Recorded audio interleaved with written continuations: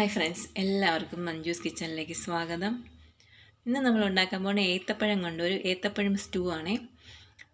അപ്പോൾ അതിനായിട്ട് ഞാൻ 2 ഏത്തപ്പഴം എടുത്ത് വെച്ചിട്ടുണ്ട്. നല്ല നാടൻ പഴം നോക്കിയാണ് ഞാൻ വാങ്ങിയിരിക്കുന്നത്. കടയിലൊക്കെ ഒരുപാട് തടിയുള്ള പഴം കിട്ടും, അത് വാങ്ങരുത്. ഇതുപോലെ ചെറിയ നാടൻ പഴം വാങ്ങിക്കണം.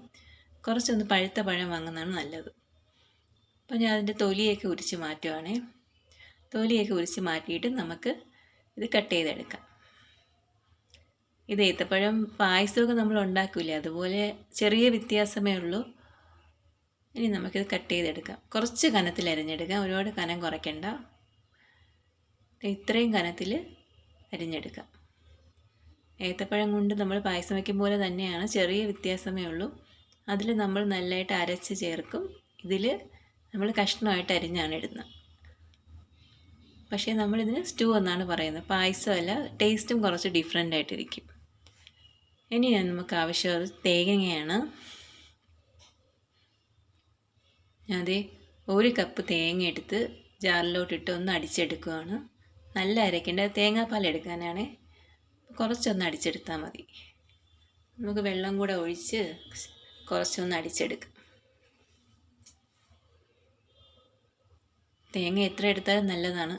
ഞാൻ 1 കപ്പ് തേങ്ങ എടുത്തു. തേങ്ങ അടിച്ചെടുത്ത് നമുക്കിനി ഇത് പിഴിഞ്ഞെടുക്കാം. അരിപ്പയിലോട്ട് ഒഴിച്ച് 1-ാം പാൽ നമുക്ക് ഫസ്റ്റ് മാറ്റി വയ്ക്കണം. 1-ാം പാൽ നല്ല തിക്കായിട്ട് തന്നെ എടുക്കാം.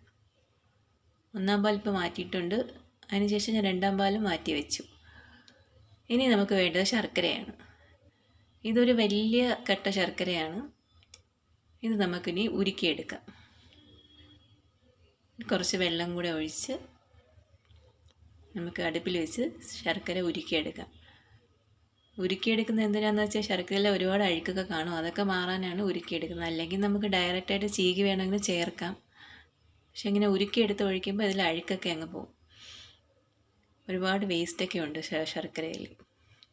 അപ്പോൾ അതവിടെ ഇരുന്ന് ഉരുകട്ടെ. ആ സമയത്ത് നമുക്ക് വേറൊരു പാൻ അടുപ്പിൽ വെച്ച് അതിലോട്ട് ഒരു വലിയ ടേബിൾ സ്പൂൺ നെയ്യ് തന്നെ ഒഴിച്ചു കൊടുക്കാം.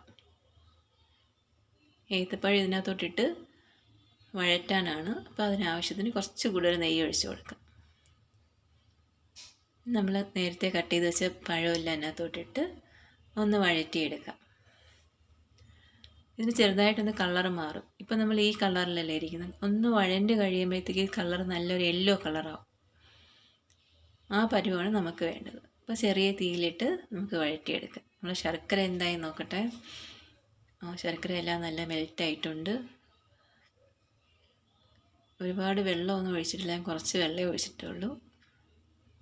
ഇനി 1-2 ചെറിയ പീസും കൂടെ ഉള്ളൂ. അതുകൊണ്ട് നമുക്ക് സ്റ്റൗ ഓഫ് ചെയ്യാം.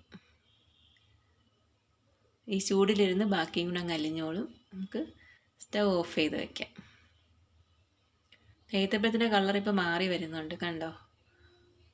ഒരു ലൈറ്റ് യെല്ലോ കളർ ആവുന്നുണ്ടല്ലോ. എല്ലാം അതുപോലെ യെല്ലോ കളർ ആകുമ്പോഴത്തേക്കും നമുക്ക് ഇതിലോട്ട് ഇനി നമ്മൾ കാച്ചി വെച്ച് ശർക്കര പാനിയാണ് ഒഴിക്കാനുള്ളത്. ചെറിയ തീയിലിട്ട് തന്നെ ഇങ്ങനെ വഴറ്റി കൊടുക്കണം. ഇതെല്ലാം ഇപ്പോൾ കളർ ചേഞ്ച് ആയിട്ടുണ്ട്. ഇത്രയും മതി, ഒരുപാട് വഴറ്റണ്ട. ഇനി നമ്മൾ ശർക്കര പാനി ഇതിലോട്ട് അരിച്ചൊഴിച്ച് കൊടുക്കാം. അരിച്ചൊഴിക്കുമ്പം കണ്ടോ, അതിലുള്ള അഴുക്കൊക്കെ ഇങ്ങനെ അരിപ്പയിൽ വരുന്നുണ്ട്. ഇതാണ് ഞാൻ ഉരുക്കിയെടുത്തത് ശർക്കരയും കൂടെ ഒഴിച്ച് നമുക്കിനി നന്നായിട്ട് ഇളക്കി കൊടുക്കാം. കുറച്ച് നേരം ഒന്ന് ഇളക്കി കൊടുക്കുന്ന ജോലിയുണ്ട്, അല്ലെങ്കിൽ അടുക്കി പിടിക്കും. പിന്നെ എൻ്റെ പാത്രം നോൺ സ്റ്റിക്ക് അല്ലാത്തതുകൊണ്ട് പെട്ടെന്ന് തന്നെ അടുക്കി പിടിക്കാൻ സാധ്യതയുണ്ട്. അതുകൊണ്ട് ഞാൻ ചെറിയ ഫ്ലെയിമിലിട്ട് ഇളക്കി കൊടുത്തുകൊണ്ടിരിക്കുകയാണ്. ഇപ്പം സിമ്പിളാണ്, കാണുമ്പോൾ പായസം പോലെ തന്നെയാണ്. എന്നാലും ഇത് പായസമല്ല, സ്റ്റൂ ആണ്. ഇടയ്ക്കിടയ്ക്ക് പറയുകയാണ് ഇത് പായസമല്ല. ടേസ്റ്റും ചെറിയ വ്യത്യാസമുണ്ട്. പിന്നെ ഇൻഗ്രീഡിയൻസൊക്കെ ഏകദേശം ഒരുപോലെ തന്നെയാണ്. ഇത് നമ്മൾ ഒരു ചെറിയ സ്വീറ്റായിട്ടൊക്കെ ഉണ്ടാക്കി കഴിക്കുന്ന സാധനമാണ്. എന്തെങ്കിലുമൊക്കെ ഫങ്ഷനൊക്കെ ഉണ്ടപ്പോൾ ഫുഡൊക്കെ കഴിച്ച് കഴിഞ്ഞാൽ ചെറിയ സ്വീറ്റായിട്ട് കഴിക്കാം. ഇപ്പം ഞാൻ 2-ാം പാലാണ് ഒഴിച്ചു കൊടുക്കുന്നത്. ഞാൻ 1-ാം പാൽ ഫസ്റ്റ് മാറ്റിയിട്ട് 2-ാം പാൽ എടുത്തിട്ടുണ്ടായിരുന്നു, അതും കൂടെ ഒഴിച്ച് ഇനി കുറച്ചുകൂടെ നമുക്ക് ഇത് ഈ 2-ാം പാലിലും കൂടെ കിടന്ന് ഒന്ന് വെന്ത് കുറുകി വരണം. ചെറിയ ഫ്ലെയിമിലിട്ട് തന്നെ ഇളക്കി കൊടുക്കുക. ഇത് പെട്ടെന്ന് തന്നെ ആവും, ഒരുപാട് സമയമൊന്നുമില്ല. പെട്ടെന്ന് എളുപ്പം നമുക്ക് ഉണ്ടാക്കിയെടുക്കാം. പെട്ടെന്ന് ഒരു സ്വീറ്റൊക്കെ ഉണ്ടാക്കണമെങ്കിൽ എളുപ്പം നമുക്ക് ഉണ്ടാക്കിയെടുക്കാവുന്നതേ ഉള്ളൂ. ഇപ്പോൾ തേങ്ങാപ്പാലും ശർക്കര പാനിയും എല്ലാം പിടിച്ച് നല്ല കുറുകി വന്നിട്ടുണ്ട്. ഇനി ഇതിലോട്ട് നമുക്ക് വേറെ ഒന്നും ചേർക്കാനില്ല. ഫസ്റ്റ് നമ്മൾ എടുത്തു വെച്ച 1-ാം പാൽ ചേർത്ത് കൊടുക്കാം. 1-ാം പാൽ ചേർത്തിട്ട് നമുക്ക് തിളപ്പിക്കാൻ പാടില്ല. കുറച്ചൊന്ന് ചൂടാകുമ്പോൾ തന്നെ സ്റ്റൗ ഓഫ് ആവണം. തിളച്ച് പോയിട്ടുണ്ടെങ്കിൽ പിന്നെ അതിൻ്റെ ടേസ്റ്റ് മാറിപ്പോകും, അതങ്ങ് പിരിഞ്ഞു പോകും. ഇത്രയും മതി. ഇതിന് നമുക്കിതിലോട്ട് ഏലക്ക, ഇത് പൊടിച്ചതല്ല, ഏലക്ക ഒന്ന് ചതച്ച് ചേർക്കുക. അതാണ് ഇതിൻ്റെ ഒരു ഫ്ലേവർ കൊടുക്കുന്നത്. ആ ഏലക്ക ഇതിൽ കിടക്കണം. ഇതിനി നമ്മളിങ്ങനെ കുറച്ച് നേരം വെച്ചിരിക്കുമ്പോൾ ഇതിൽ നിന്നും കുറച്ചുകൂടെ ഇത് കുറുകും. കുറച്ചുകൂടെ കുറുകി നല്ല സെറ്റായിട്ട് വരും. അപ്പോൾ കുറച്ച് നേരം നമുക്കിത് ഇങ്ങനെ വെച്ചിരിക്കാം.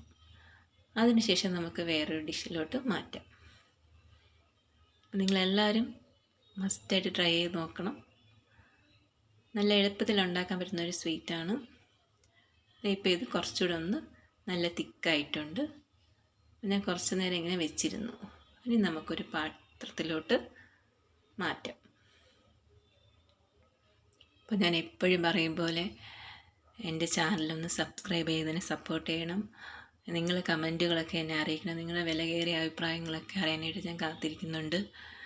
എന്താണ് നിങ്ങൾ എൻ്റെ വീഡിയോയിൽ എന്താ തിരുത്താൻ എന്തെങ്കിലും ഉണ്ടോ, നിങ്ങൾക്ക് ഇഷ്ടപ്പെടുന്നുണ്ടോ, അതൊക്കെ നിങ്ങൾക്ക് കമൻറ്റിലൂടെ അല്ലേ എന്നെ അറിയിക്കാൻ പറ്റും. അപ്പോൾ നിങ്ങളെല്ലാവരും ഉറപ്പായിട്ടും കമൻറ്റ് ചെയ്യുക. ഞാൻ വീണ്ടും പറയുന്നു, സബ്സ്ക്രൈബ് ചെയ്തില്ലെങ്കിലും കമൻറ്റ് ചെയ്യുക. Thank you.